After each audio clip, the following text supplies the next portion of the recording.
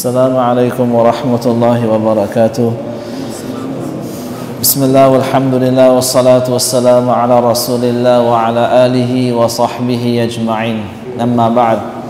We continue today inshallah with our discussion on janazah. Right, today specifically the janazah itself and burial, and this will be our last class inshallah with regards to janazah, burial. And we mentioned earlier Salatul Janazah is what you call Fard Kifaya. Fard Kifaya, just like shrouding, just like what the burying. Fard Kifaya, it is what obligatory, but it's not obligatory upon each and every living person in the community.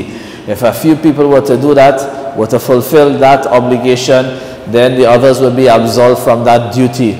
But if a person dies and no one in the community was there to shroud that person or assisted in shrouding, burying, or even the janazah, then the entire community would be sinful and accountable. We're going to straight to the method of performing Salatul Janazah. Right, and we have to kind of speed up a little. The method of performing Salatul Janazah. The deceased is placed in front of the Imam. The deceased is placed in front of the Imam with his head to the right of the Imam. Right?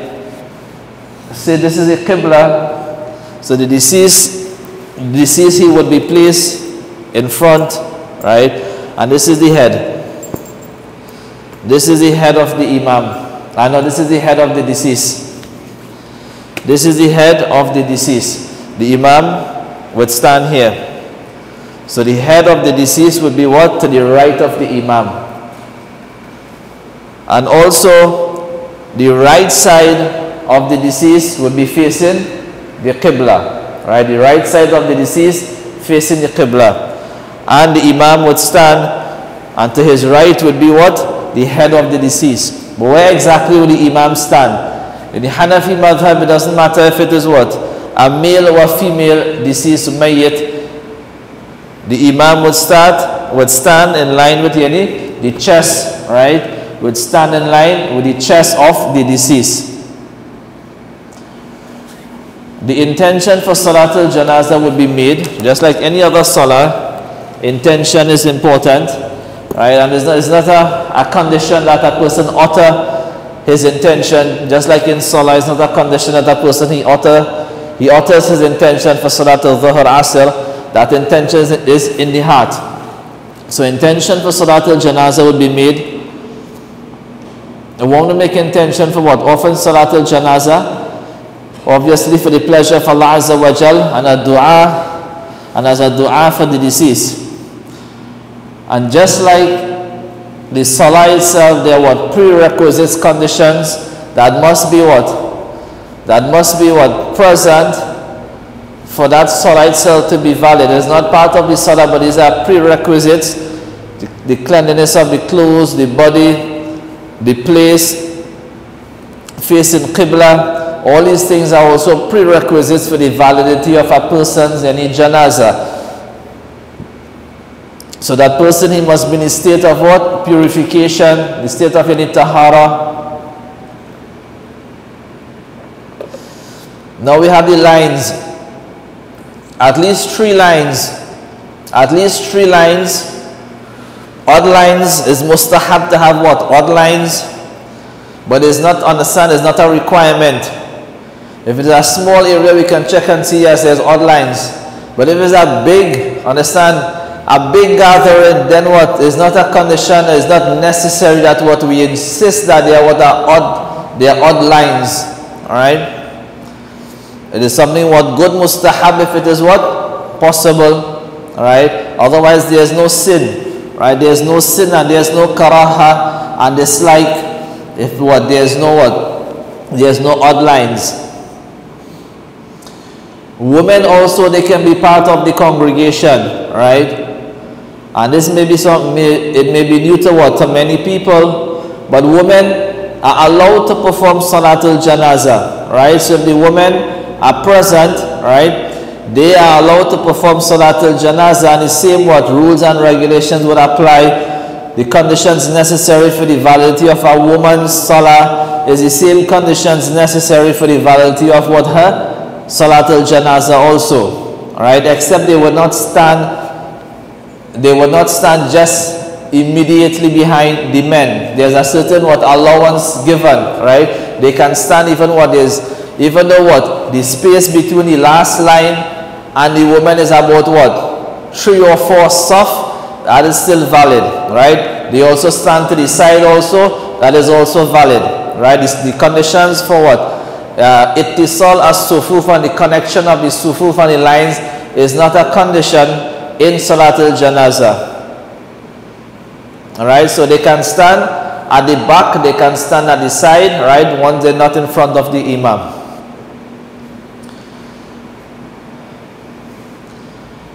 In the past, we have learned that was disliked.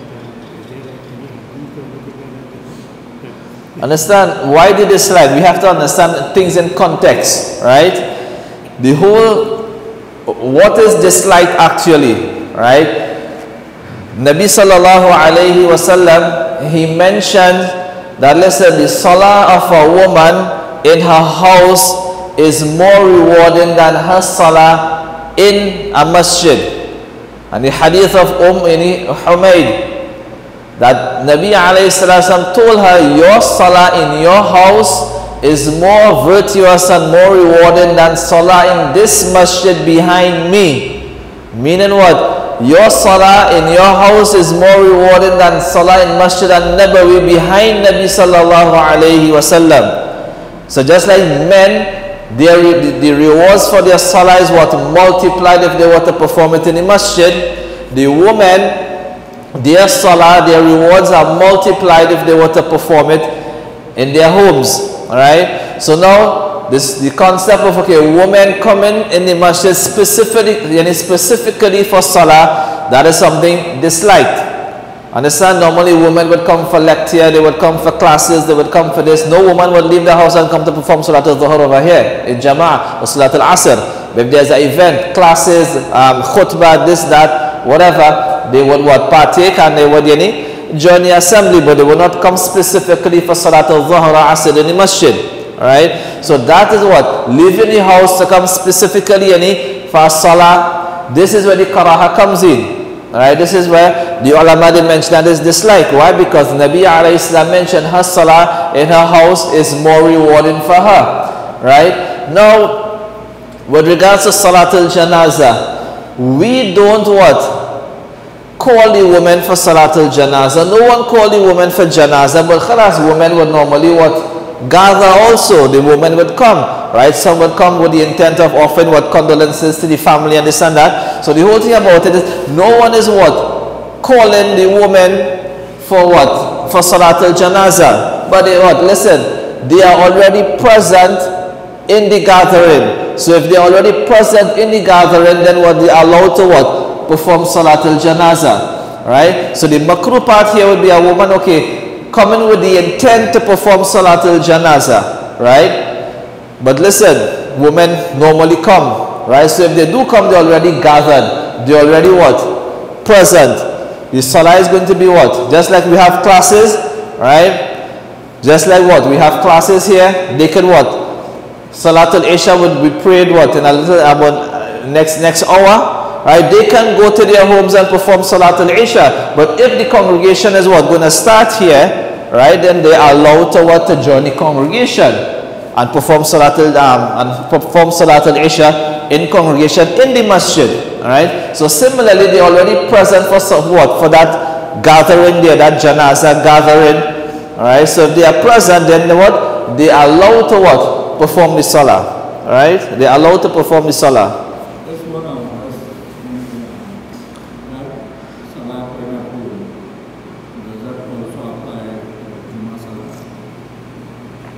For women, yeah, women will perform Salatul Dhuhr. Right, women, they would perform Salatul Dhuhr. And that's why Salatul Jumu'ah is not obligatory upon a woman.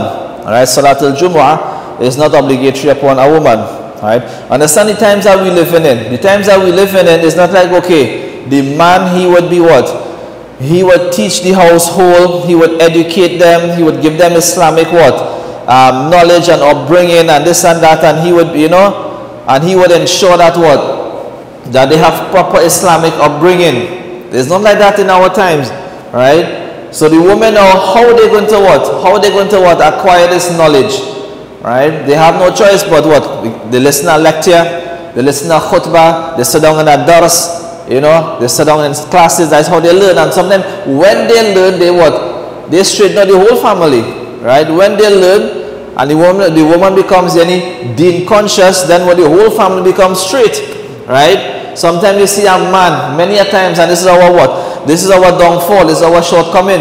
When we start to practice, we just think about ourselves. We go to masjid, we do this, we do that, and we forget our families, we forget our wives, right? But a woman, when she becomes deen conscious, when she becomes religious and God conscious, she doesn't leave out anyone.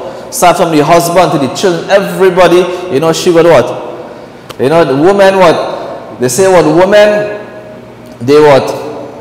there's half of mujtama, nisful mujtama, they are half of the society. Women, they are half of the society, and they give birth to the next half of the society. Women, they are the society, alright? And if you teach you teach a man, okay, khalas, you teach a man, he learn. But if you teach a woman, you teach a mother, khalas, you teach the entire family.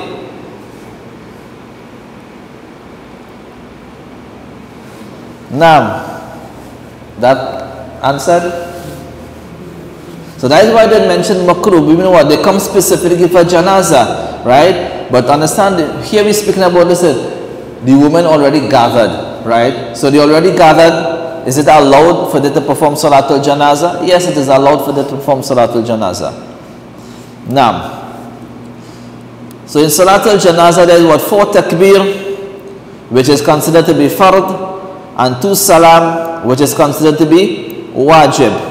So the first takbir, Allahu Akbar, the hands are raised just like in Salah, parallel to the air, right? And it is placed beneath the navel. This is for men, right? Women, how they perform Salah, when they say takbir, where they put their hands normally on their chest, right? So the men, Allahu Akbar, raise the just like in Salah, parallel to the earlobe. And then place right on left beneath the navel, the hand remains there.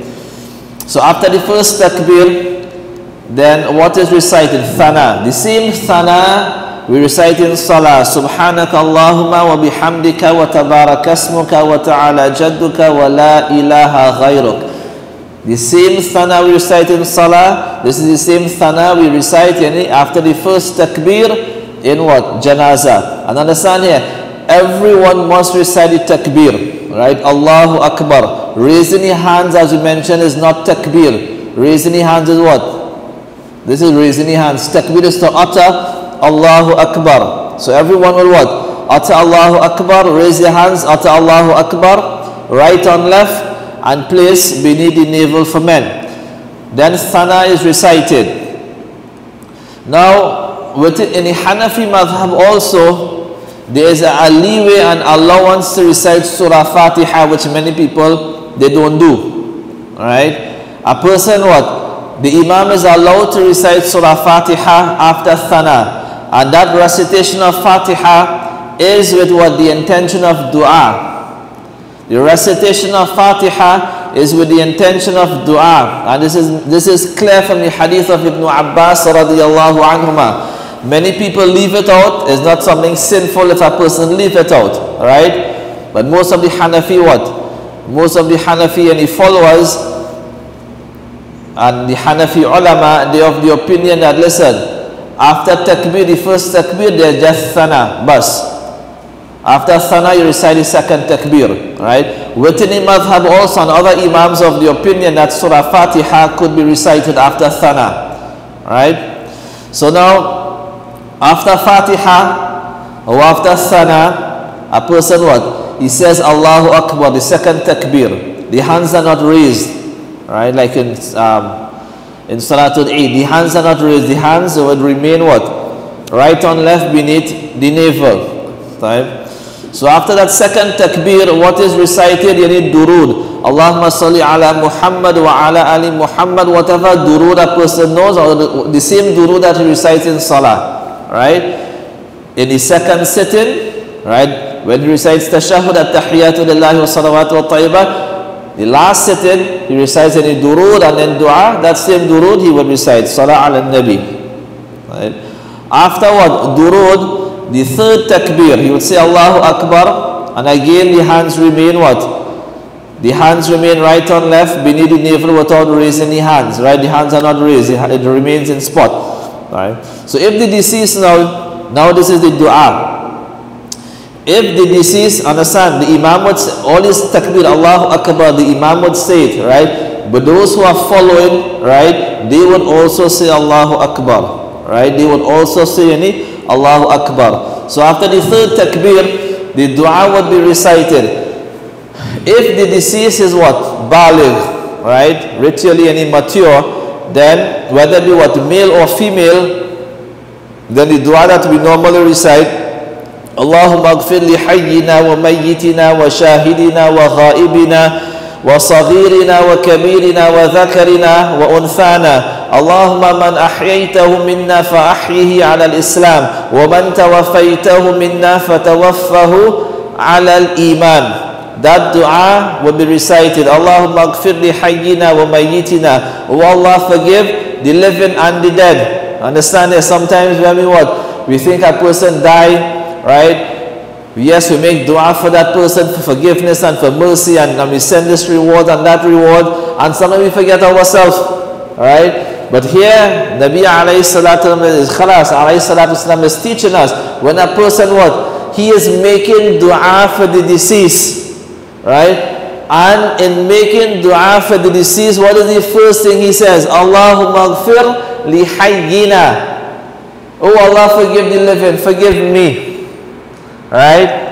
He didn't start with Allah, oh Allah, forgive what? The dead. Allahumma aghfir li mayyitina. La. Allahumma aghfir li hayyina wa mayyitina. And then what? And then what? The dead. Because we are all in need of what? The forgiveness of Allah subhanahu wa ta'ala. Right? It's not that, okay, we in a better state than the deceased.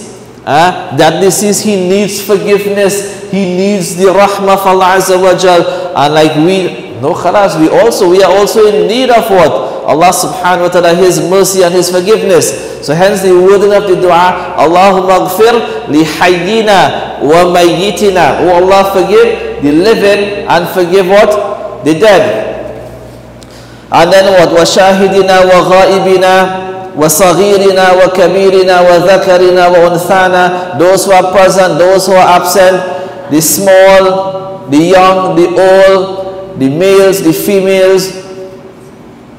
And the dua goes on. Allahumma man ahyaytahu minna fa'ahyihi ala al-Islam. Oh Allah, those who that you give life from amongst us, give them life upon what? Islam. وَمَنْ تَوَفَيْتَهُ مِنَّا. And those who you cause death, then khalas, give them death upon iman.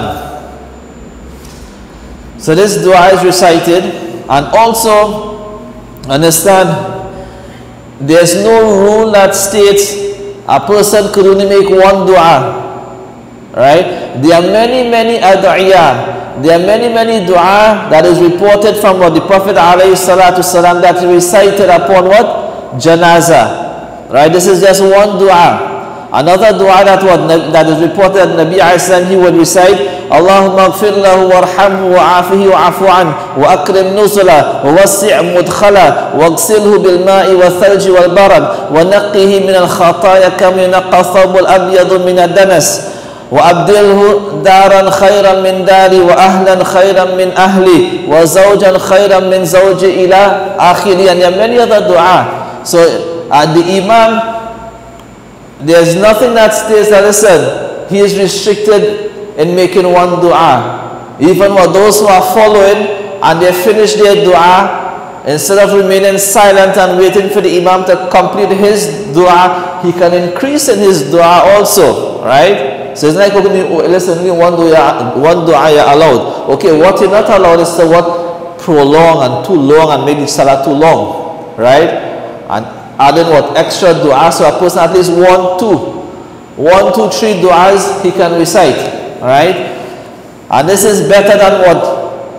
At least this is part of the sunnah of the Prophet ﷺ. This is allowed. There's place for that, right?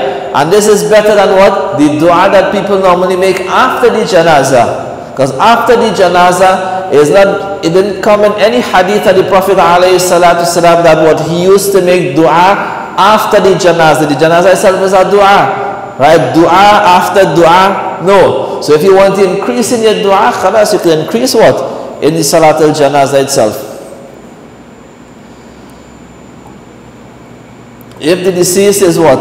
Immature, meaning a non-baligh boy, non-baligh girl, right?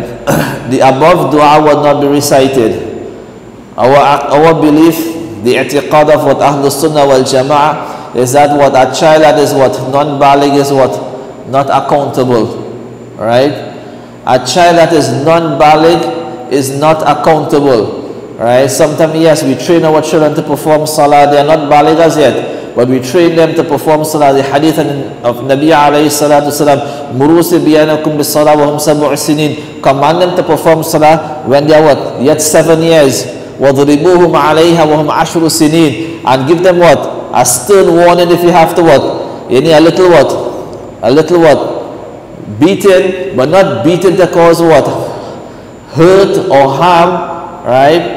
But if it leads to that, then do it when they are 10 years. Why? Because they have 1 or 2 years remaining, they would be accountable. So get them what? To perform salah. And still, 10 years they don't perform salah, they're not accountable. Right? They're not sinful. But if they were to perform salah, they would be rewarded, and you would be rewarded. Right? Sometimes we have people what they will tell their children to go and perform salah, go and do this, and they what? They themselves don't do it, right? So if the child don't perform salah, that non-baligh child, he's not accountable, he's not sinful. But the big person here, actually, you sinful, right? So anyhow, the point here is what? A child that is non-baligh, Allahumma ghfir, he is not in need of the forgiveness of Allah Azza wa Jal. Why? Because he is what? Sinless.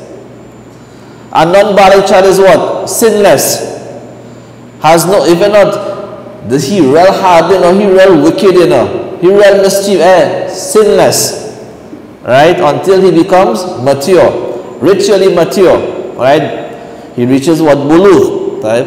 So now, he's not in need of what? He has no sins, right? So they do Allahumma ghfir, oh Allah forgive. So that dua is not recited, right? But every single individual, whether it be what? Young or old, is in need of what? The mercy and the rahmah of Allah Azza wa Jal. Right? Is in need of the mercy and the rahmah of Allah Azza wa Jal. When that child passes away, it serves as a benefit for what? The living, the parents especially. So the dua that is recited, Allahumma ja'alhu lana faratan, waj'alhu lana ajran wa dhukhran, waj'alhu lana shafi'an wa mushaffa'an. Oh Allah, make him for us, faratan. Faratan is that person what? Farat is that person who what? Supersedes us, goes beyond, before us then. Normally what? A farat. For example, what? You have the army, and in the army you have what? A few people always ahead of the army. Right? Kilometers ahead, sometimes miles ahead of the army. Water places, this, that, they would what? They would see. Right? They will be ahead of the army and look for these things. Farat over here, Allahumma ja'alhu lana faratan. That person who would what? Enter into Jannah before us. Or that person who would be what? Awaiting us in Jannah. That person who would be awaiting us in Jannah, waiting for us in Jannah. Allahumma ja'alhu lana faratan wa ja'alhu lana ajran. Oh Allah, and make him for us a reward. When that child passes away, and that parent, what they undergo what? Sabr and endurance and patience, because of that child, that is an ajr and a reward for the parents. وَجْعَلْهُ لَنَا wa dhukhran. Dhukhran is what? Treasures, meaning what? and make him for, and make that person for us yani rewards that that is awaiting us. وَاجْعَلْهُ لَنَا شَافِعًا وَمُشَفَّعًا. Shafi' is that person who intercedes, right? Understand? There's no There's no virtue in a person interceding unless his intercession is not accepted. So that is why the dua is shafi'an mushaffa'an, and Allah make him an intercessor whose intercession is accepted, and that child would intercede for who? His parents. Alright, so that dua is recited for what? A non-baligh child. Right? If it's what? A male, these pronouns will remain. Allahumma ij'alhu. Allahumma ij'alhu lana faratan waj'alhu lana ajran wa dhukhran waj'alhu lana shafi'an wa mushaffa'an. And what? If it's a female child, then only who will change to her. Allahumma ij'alha lana waj'alha lana. Type. Only who will change to her. That's masculine, feminine. Right, so that is what? We recite the dua after the third takbir. Now, after the dua, the fourth takbir is recited. The fourth takbir is recited, and again, the hands are not raised, right or left, it remains there. And the Imam says Allahu Akbar. Those who follow, they will also say Allahu Akbar. After the fourth takbir, there's salam. Right? Nothing is recited after the fourth takbir. There are somewhat jurists of the opinion that what? Dua could also be recited yani after the fourth takbir before salam. There are some Hanafi jurists of that opinion also. Before salam, after the fourth takbir, dua could also be what? Recited. Right? And salam is given.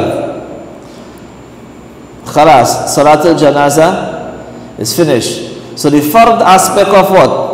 Salatul Janazah is the fourth takbir. As for the thana, subhanaka Allahumma, durud Allahumma salli ala Muhammad, the dua itself, Allahumma gfir li hayyina wa mayyitina, all these aspects are what? Sunnah. So much so that, listen, if a person what? Understand here? If a person were to leave what? Thana, durud, the dua, his salah would still be valid. Once what? He says what? Allahu Akbar, Allahu Akbar, Allahu Akbar, Allahu Akbar. Even when the salam is not even what?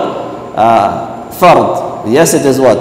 It is wajib, and it's something what everybody knows to give salam in salah anyhow. Assalamu alaikum wa rahmatullah, assalamu alaikum wa rahmatullah. Right? The only difference over here, a person performing salah, he really has to learn is what? The dua. Right? Understand? If a person doesn't know the dua, he can still join the congregation, still participate in the janazah. The thana, he will know the salah, the thana from his salah, durud yani from his salah. Right? And if a person doesn't even know the dua, khalas, he can remain silent or just Allahumma gfir lahu, Allahumma gfir lahu, ghafar Allahu lahu. Right? Allahumma gfir lahu, Allah forgive him. Bas. No. Remember salah, so the rules of salah will apply. So that person would, if you how you call it, he what speaks, right? That would be tantamount to what? To speaking, right? And if he were to speak, then his salah would be nullified. Right? Allahumma gfir lahu. Like you say, Rabbi gfirli, Rabbi yani, Allahumma gfir lahu. Right? Yes. Just like we mentioned earlier, a person can make whatever dua in salah before salam, right? But it must be what in the Arabic language. When the salah is what? Completed, right? Assalamu alaikum wa rahmatullah, assalamu alaikum wa rahmatullah. Then what? If that person wants to make dua in whatever language, he is allowed to do it. Now, the salam you say is wajib. Is it the two salam? The two salam, both salam are wajib. Somebody just make one salam. As I mentioned, once the four takbir uttered, the salah will be valid. I was in a janazah once and they make one salam, and that was it. It might probably cut off. Huh? No, they only make one salam. They say the second one was necessary. Acha. So now the first time we experience. Now both salam, just like in salah, both salam yani a wajib.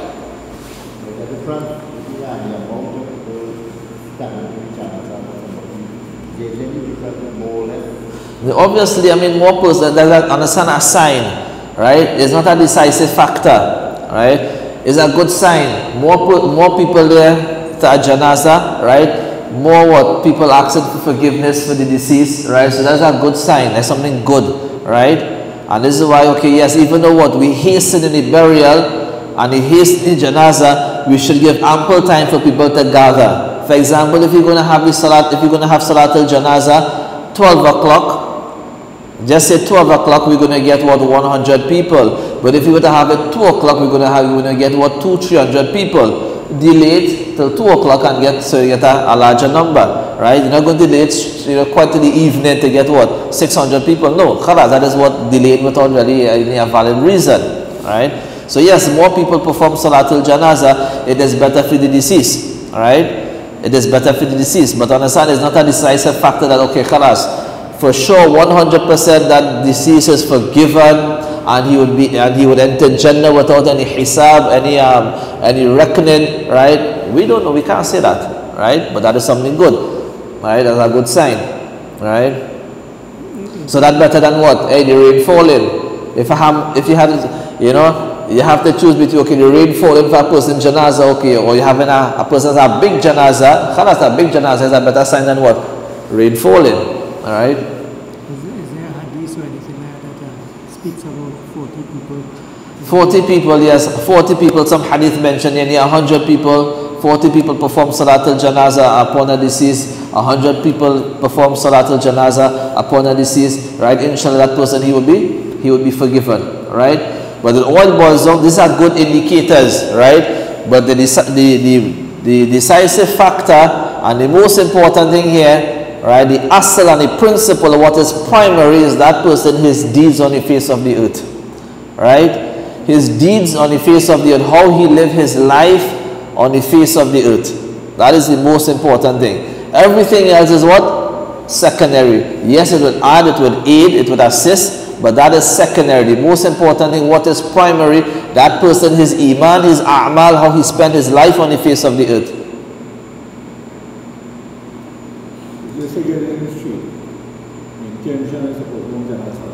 Yeah.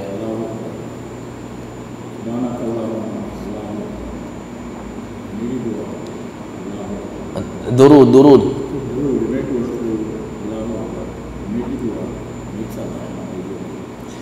You make dua, then afterwards what? Takbir, as before takbir. Allahu Akbar, then what? Salam. Yeah, right? So Allahu Akbar, Subhanaka Allahumma. Allahu Akbar, Allahumma salli ala Muhammad. Allahu Akbar, Allahumma gfir li hayyina wa mayyitina. Allahu Akbar, Assalamu alaikum wa rahmatullah. Assalamu alaikum wa rahmatullah. So even though the Salat al-Janazah is what? Very short, right? Whoever leading the Salah they should take the time, right? Yes, you would fana, remember, listen, and give sufficient amount of time for everybody to recite, right? And also what the takbir also, you know, remember, listen, most of us is a big congregation, Allahu Akbar, then afterwards again Allahu Akbar. No, give ample time, right? We are said to recite and pause. No, give ample time, take your time and recite what? Whatever you recite after the takbir, alright? The timing for Salat al-Janazah, understand there's no specific time, right? There's no specific time. That the 5 times daily Salat, it must be performed in what specific timings. As for Salat al-Janazah, no. Whenever the body is what present, or whenever the time is there, the stipulated time, it will be performed, right? Even we mentioned what when we did Salah, it is makruh and dislike to perform nafil Salah after Asr and after Salat al-Fajr. These times in Salat al-Janazah could be performed. There's no karaha, there's no dislike, right? But there are 3 timings in which what it is prohibited to perform any salah, right? Whether it be what? Fard, nafil, wajib, whether it be sajda tilawa, janazah also falls there, right? When the sun is what? Rising, when the sun is what? Setting, and when the sun is at its peak, right? Anyhow, listen, when the sun is at its peak, how long it remains at its peak, right? A couple seconds, anyhow. So you don't wait for when the sun is at its peak to start your janazah, no, right? And also when the sun is what? Rising, and when the sun is setting. Salatul Janazah can also be performed in the night. So if you reach late and you join the Salatul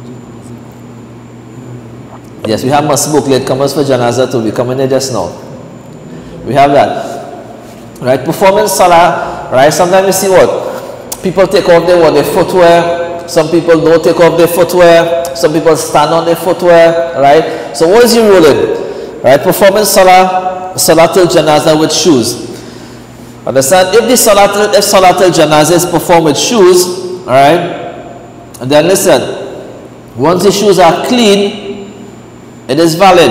Alright, so if Salatul Janazah is performed with the shoes, then what? It is necessary that the shoes be clean. Understand, when we speak about clean, according to the Shari'i terminology of clean, pure, right? Meaning what? It is free from impurities. It is free from impurities, blood, stool, urine, and right, feces. These are what? Impurities, right?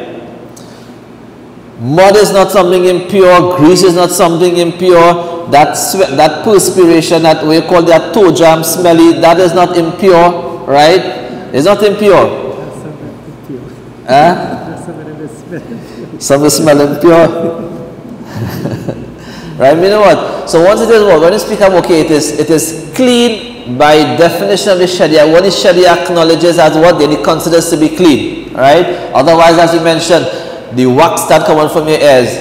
What's the ruling? A clean, a pure, impure. The snot that comes from your nose, the pure, impure. It could be something disgusting, despicable, but what? Is it what? Impure? No. Alright? So, once the shoe is clean. Now, if a person were to remove his shoes and stand on them, right? If he were to remove his shoes, right, and stand on them, then what? It would only be necessary what, that the shoes are clean. Understand? During this condition over here, the shoes are clean. For example, if you what? The ground is impure, right? Understand? The ground itself impure, najis, has impurities. And if you were to stand with your clean shoes on that impure ground, because what? You are wearing that shoes, right? You and your shoes is like one. You standing on something impure. So that would be invalid. Your salah would not be valid.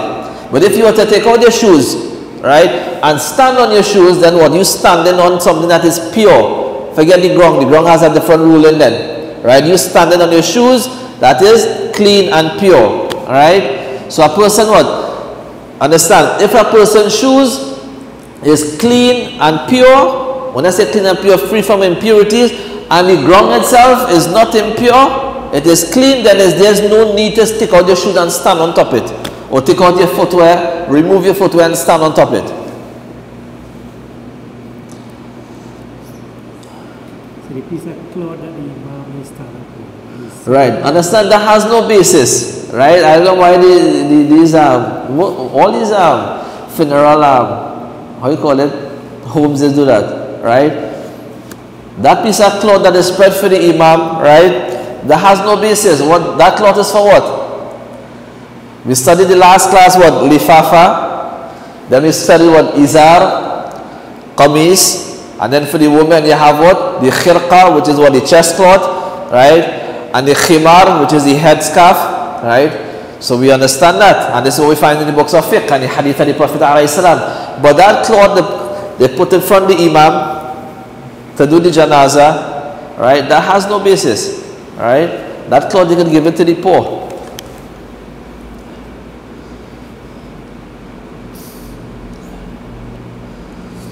Right? Now, the place of janazah, right? In the Hanafi madhab. And the Hanafi madhab, it is what? Impermissible, it is not right, it is not correct to perform Salatul Janazah in the masjid. Meaning to bring the body in the masjid. Understand, two scenarios here, and both scenarios not correct according to the Hanafi madhab. One is to bring what? The deceased in the masjid and perform Salat al-Janazah in the masjid, right? Second scenario that is not what? Permissible according to the Hanafi madhab is to have the deceased outside the masjid, right? Outside the masjid, and what? Probably the imam outside with a few, and the other people, the entire congregation inside the masjid performing Salat al-Janazah. Both is what? Not valid or not permissible unless there's a valid reason, right? For example, what? Rain, right? Well, you can't stand outside to perform Salat al-Janazah if there's rain, right? Or to move a big crowd. That's when people go what? In the Haramain, and afterwards Salah, they make an announcement for Salat al-Janazah. Hey, we performing Salat al-Janazah in the masjid, boy. And them in Trinidad, them tell you makruh and dislike. Okay, where are you going to move that crowd in Hajj? Where are you going to move them and put them? You have a place you can move all these people who making what? Who performing Salah. Is there a place you can move them and put them to perform Salat al-Janazah? No, right? So if a condition exists like that, where it's difficult to move what, the entire congregation, then Khalal is allowed to what? That the Janazah be in the masjid.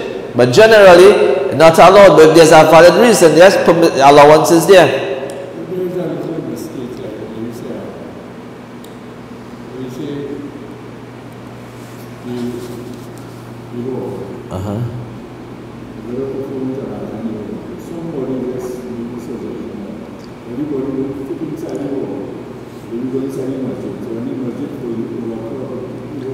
That's why we have a masjid committee, right? We know the size of the masjid, and we know the size of the hall. The hall plenty bigger than the masjid.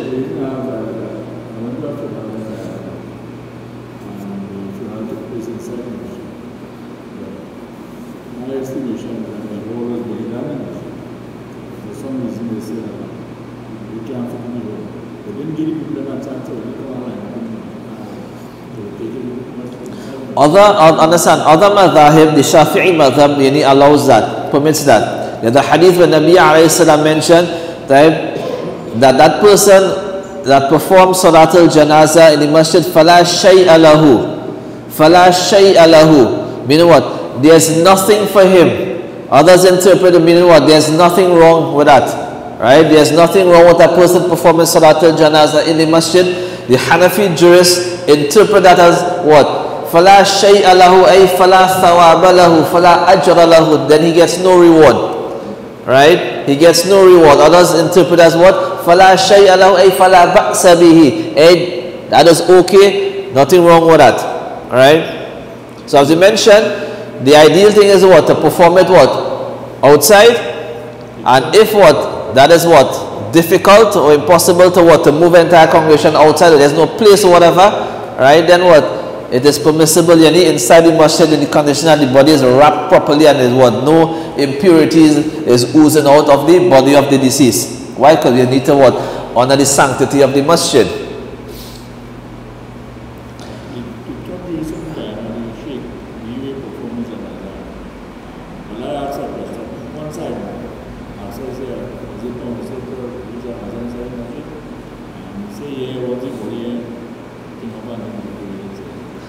Yes, so as I mentioned as well, once the body a thing up means what? Once the body what? Covered properly, right, and there's no impurities and this and that. The other madhahib, they what? They permit that, right? According to the Hanafi madhab, right, that is only allowed in cases of necessity, right? Arriving late for Salat al-Janazah, right? So if a person what? He joins Salat al-Janazah at a time where one takbir already went, two takbir already went, he is called a masbuk, a late comer, just like a person who joins the congregation after one rakah or two rakah, one or more rakah has passed him. That is what? A masbuk. So a person reaching late for Salat al-Janazah means what? A person what came after a takbir or more has been pronounced by the imam. So that person is called a masbuk. So how would he join that congregation? How would he join Salat al-Janazah? Understand there's a little difference between a person joining the Salat, a late comer joining what? The congregation in the masjid, and a late comer joining Salat al-Janazah.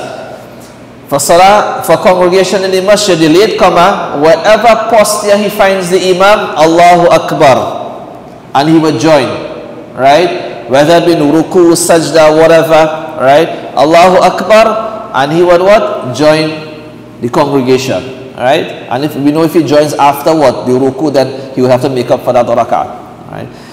And for salat al-janazah, when that person comes late, he will not just enter the congregation and say Allahu Akbar. No. He would wait for what? The takbir of the imam. So he missed the first takbir. So the imam, after the first takbir, the imam is reciting any thana.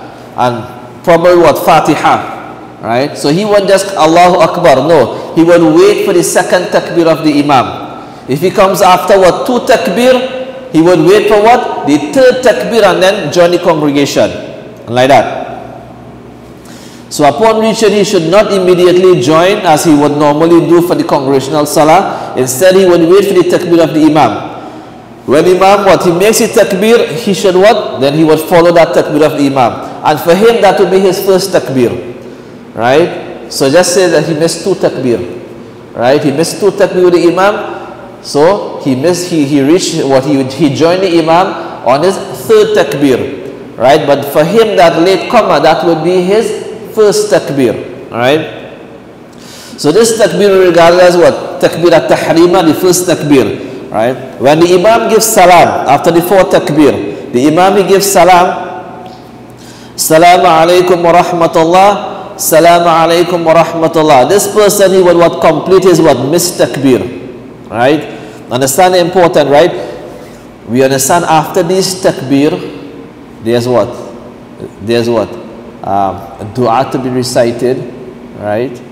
Dua to be recited, durud, it depends on which one he missed or where he came, right? But understand, we mentioned earlier, for the validity of what? The janazah, the body must be present. So what does that mean? After the imam gives salam, Assalamu alaikum wa rahmatullah, Assalamu alaikum wa rahmatullah, that person who is making up his takbir, right? He must make up that before the body is what? Raised. Before the body is removed. Right? If the body is removed, then he has no salah. So that is why it's better than what? Just recite the takbir. Allahu Akbar, Allahu Akbar. Right? And then what? Give salam. That they recite Allahu Akbar, then durud, Allahu Akbar, then you recite dua, the body will already, they will move the body. So if they move the body, then you have no salatul janazah. So that what that person will make up, he will just recite the missed takbir. As we mentioned, the takbir, this is what is fard. He would recite the missed takbir and then give salam.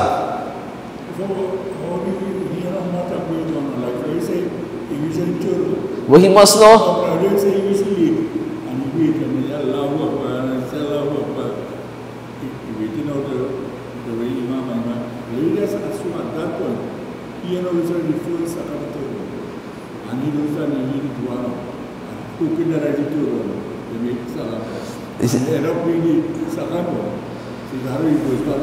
No, understand. When he enters, understand, he would listen to see how much takbir the imam make. So if the imam make 3 takbir and give salam, he understand he missed 1. No, but that you are saying. If we sleep, that means we do salam and takbir don't.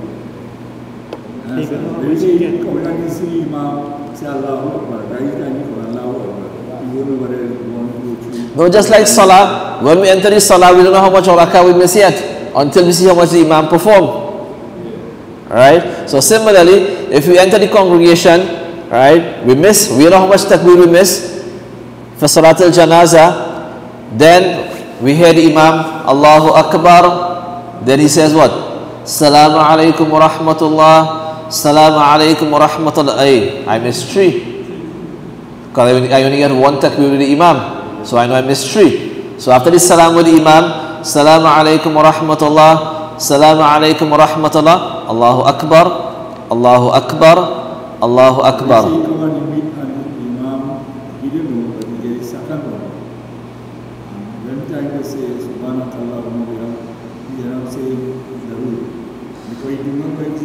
No. Alright, understand? Listen. If when he enters, that is his first takbir. So his first takbir in his thana. So even though the Imam reciting durood or dua, whatever, his Allahu Akbar, he recited in Istana. Right? So when the Imam makes his salam, does he make salam as well, or does he just say the Allahu Akbar and then make He will do his salam after he make up for his takbir. Just like the masbuk, right? The masbuk for the congregation when the Imam gives salam, right? He will not give salam, right? His salam will be after he makes up his, then he miss a rak'at. Right? Now we reach cemetery yet.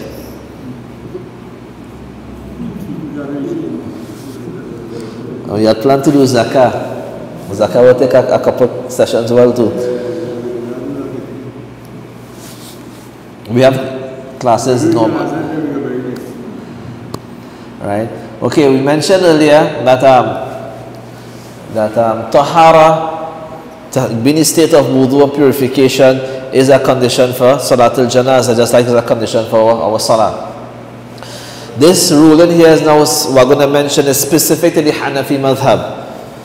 According to the Hanafi madhab, and this is in relation to Janazah and Salatul Eid, Eid al-Adha, Eid al-Fitr. If a person is not in a state of wudu, and what? He's not in a state of wudu, and he fears that if he were to go and make wudu, Salatul Janazah would finish, Salatul Eid will finish. He allowed to make tayammum. Generally, a person only allowed to make tayammum in the absence of water or due to a sickness that prevents him from using water. Besides these two conditions, he's not allowed to make tayammum. Right? Even what? For Salatul Fajr, he wakes up what? A few minutes before sunrise. And if he were to go and engage himself in making wudu, the sun would rise. But if he were to make tayammum on spot, he'll be able to what? Perform salah. He's not given that allowance there. Right? He's not given that allowance. He will go and fetch water, make wudu, if his time what? Elapsed, and he will do qada. This here is specific for janazah and Salatul Eid. Person doesn't have wudu, or for example, wudu is broken. Right? And needs to what? Make wudu to start the congregation or to continue. But if he were to go to the wudu area, go wherever the water is, and engage in making wudu, the salah would miss. He would miss that salah. Salatul Janazah, Salatul Eid. He allowed to make tayammum. Right? He's allowed to make tayammum and perform that Salatul Eid or Salatul Janazah.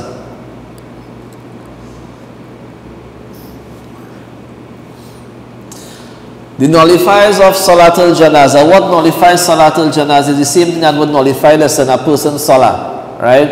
The same thing that would nullify a person's Salah. We spoke about the nullifiers of what? Salah. The same thing that would nullify a person in Salatul Janazah.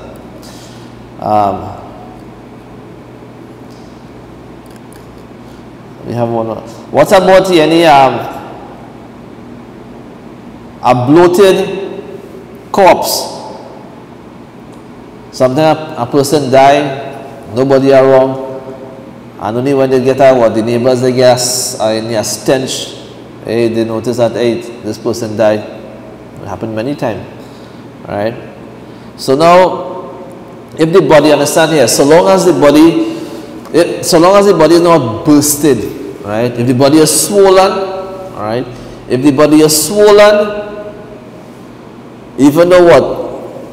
You need a foul smell would emit from it, and it's possible that what? You do ghusl, meaning what? Gentle ghusl. You don't want to be a gentle, light ghusl. When I say a light, the water would reach the entire body, wash it, but you're not going to do too much rubbing, right? You're going to, because the skin will what? It will tear, you're going to burst, right? So long as what? The body is intact, right? You do that ghusl carefully, shrouding also carefully, and Salatul Janazah is performed. But the moment that body is what? Bursted, right? There's no what? There's no Salatul Janazah, right? As we mentioned, there's the condition for Janazah to be valid, that body must be present, right? That body, if it is bursted, right?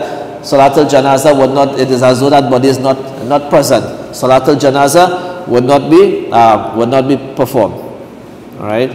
Understand? And this is no this is no sin of what? The deceased. Oh, Salatul Janazah was not performed on that person. No, khalas. There is no sin upon that person. Alright?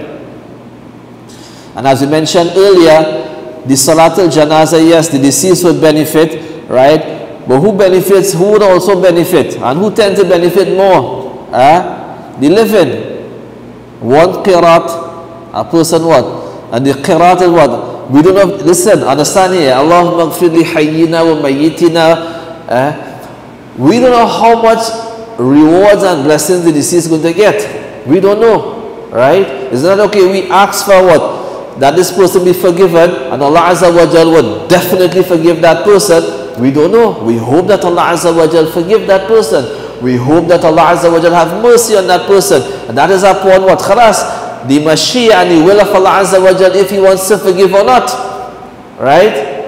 But we know for sure when we perform Salatul Janazah, whether he be what? A righteous person or a wretched person, or who, once he's a Muslim, we get in what? One qirat. We get in one qirat, and khalas. And Nabi alayhi salam mentioned one qirat is what? Like Mount Uhud. The rewards, khalas, to the extent of Mount Uhud, the highest mountain. Then we know we get in that. Alhamdulillah, that's the promise of what? Nabi alayhi salam. And after, if you were to bury that person, whether he be a righteous person or a wretched person, right? What Allah Azza wa Jal khalas will do to that person, would he be forgiven? Would he be punished? We don't know. We hope that Allah Azza will forgive that person, have mercy on that person. But what we know for sure, we're going to get a qirat. So we benefit. Right? So sometimes we say, oh, that man, me like he, you know. So when he dead, I go to the funeral.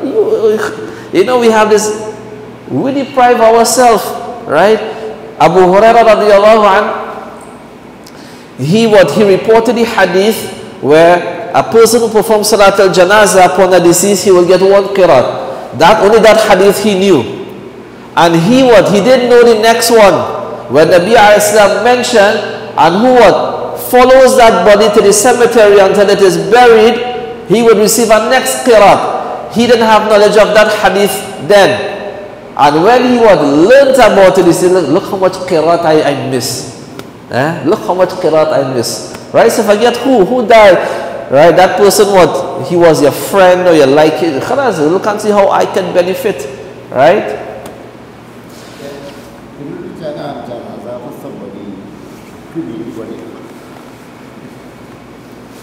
To do janazah for a person and cremate, no, khalas, we can't do janazah, we can't forget janazah, we can't cremate a person, right? That is against the laws of the Sharia. Even though a person, he may leave instruction that when I die, my body be cremated, right? That is against the laws of Allah Azza wa Jal. So we don't execute that.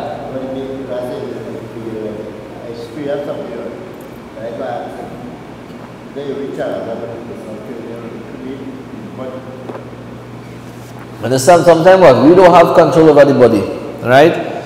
But we know, listen,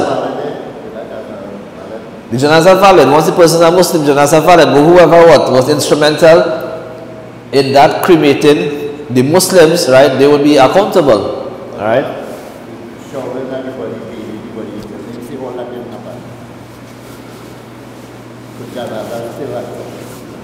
Yeah, janazah is different from what? No, like prepare the body for janazah, like making the wudu, what they do, but she goes. The ghusl and everything. Yeah, all that is valid. But what is all of it didn't happen. If it didn't happen. If it didn't do ghusl, but yeah, they say it didn't happen. All of it. Oh, they didn't do ghusl. Yeah. No, I don't think we mentioned over here, but ghusl is a condition for the validity of janazah. So if the body was not given a ghusl, then that janazah would not be valid. Right? We mentioned that earlier. If the body was not given a ghusl, then janazah would not be valid. But if, right, and we mentioned at that time a little technicality over here, right, is a condition that the body it is a condition that the body be washed before janazah is performed. But if it so happened that that body was buried without ghusl, right? Understand here?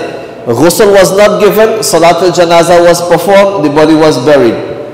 This janazah not valid. Why? Because no ghusl was given. Now the body is buried. It's already buried. Here now, it is not permissible to what? Remove the body after it was buried for washing purpose, to give it a ghusl. In this case now, it is allowed to perform Salatul Janazah upon the grave without what? Without ghusl. You understand? Without ghusl. So if a person was buried without what? If a person was given Salatul Janazah without ghusl, that Salatul Janazah is not valid. Right? Until what? That body is given a ghusl. Remove the shoulder and give it a ghusl. But if that didn't happen, and the body what? The body was buried, then Salatul Janazah will be performed. Right? At that time, why? Because you can't give it a ghusl anymore. So there's a valid reason here now to perform the Salatul Janazah without the ghusl. You can't remove the body from after it has been buried. Alright? Okay, so you have the first scenario where no ghusl janazah can. It's as though that person had no janazah. So then can you go now after you look at that body was buried now? You can go and do the janazah. Yeah. You can do that? Yeah. So long as what the body didn't what burst. Right? Meaning what? That amount of time passed, the body didn't burst. So you can go on the how you call it, on the grave itself and perform that Salatul Janazah. Okay, so the first janazah wasn't valid, but you could go after the Right. The first janazah wasn't valid because no ghusl. Right. The second one valid. Why? Because it's not possible now to remove the body for ghusl purposes. Right. So here now a person what? Perform Salatul Janazah without ghusl, and the non-ghusl over here is because of a valid reason. You can't remove the body. And refer to the same body, right? Yeah. Okay. Yeah. Passing away at sea. Hey. How long the body being buried? Then normally what? That depends on what? It depends on what? The climate, it depends on the type of land, right? It's like certain places, if it's cold, ice, it will preserve the body a little longer. If the land is what? Salty, right? It will preserve it a little longer, right? So here now we estimate in Trinidad about 3 days, right? About 3 days. So after 3 days, that body already bursts, right? Check it out and see. Sometimes what? You pass one day, you see a dog to the side of the road, right? The next day you pass, it's the 4 feet up in the air, right? The third day you pass, right? So passing away what? At sea. So if a person passes away, that is how we understand what is actually the qabr, right? The qabr ma tastaqirru fihi ar-ruh. This is where the soul resides, right? A person passes away at sea, right? So here now, the fuqaha they mentioned, if it will take a long time for that ship or that boat to reach land, it will take a long time for that what? For that ship at those times, right, to reach what? Land, to bury that body, to the extent that the body was start to decompose, right? Janazah will be performed and the body will be placed gently, yes, in the sea, alright? So what's going to happen there? So some people have what? The privilege of what? The worms, and some people have the privilege of the fishes, alright? So but we'll stop over here.